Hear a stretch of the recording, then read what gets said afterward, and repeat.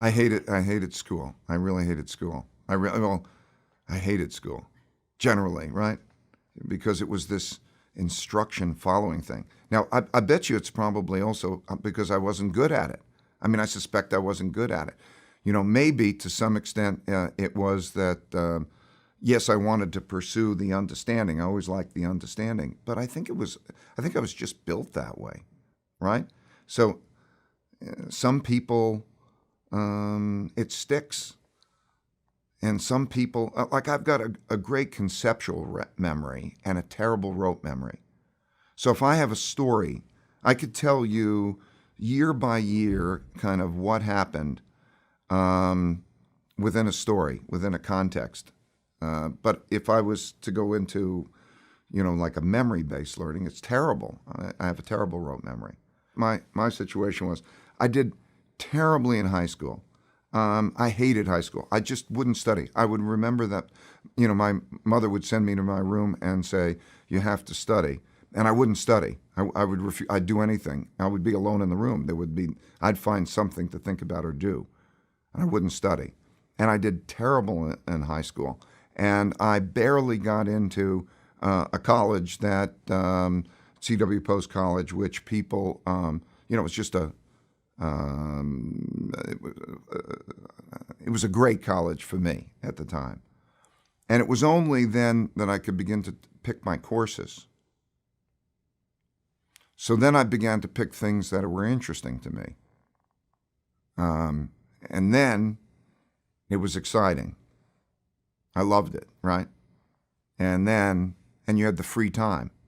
Like college, other school, most of the time, you go at a certain time, the bell rings, you go to the next class, it's packed in.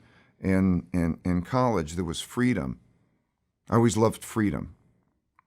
I remember when I got my car or whatever it would be, anything that brought me freedom, I loved. And so college allowed me freedom, the freedom to choose the subjects largely that I was interested in, the freedom of time. And so I did very well in college. And then I went to Harvard Business School. In the summer between college and going to Harvard Business School, I clerked on the floor of the stock exchange, which was in 1971 when there was the monetary system breakdown, and which was an unbelievable experience. And it was, I was wrong many times in the markets up to that, but this was one of those really telling times. So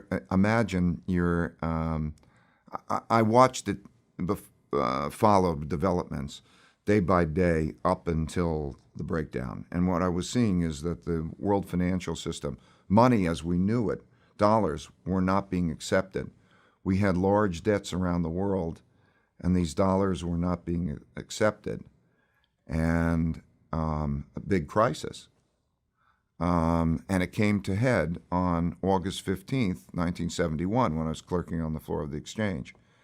And President Nixon, on Sunday night, gets in front of the television and announces the floating of the dollar. In other words, we're going off the gold standard. And at that time, money had no value except as a claim against gold, because money was like checks in your checkbook. Right? It had no value, no intrinsic value. So now there was going to be the severing of the relationship. It's like now you can keep the checks, but you can't have the money that's in the bank. And so that, I figured, wow, what a shock. And I walked on to the floor of the New York Stock Exchange where I'm clerking, and I come there, and the stock market went up the most it ever went up in a long time, in many years.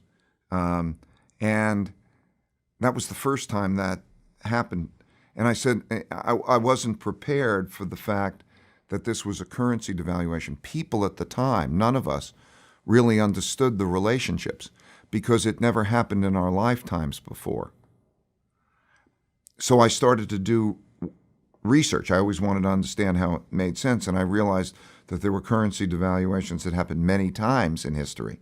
So, for example, in 1933, in March of 1933, in the Great Depression, the same thing happened for the same reasons.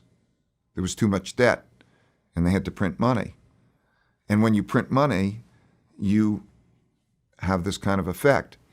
And these experiences then, all through my development, I found that there were many things that had never happened in my lifetime before, or the lifetime of the people that I was operating with, the marketplace.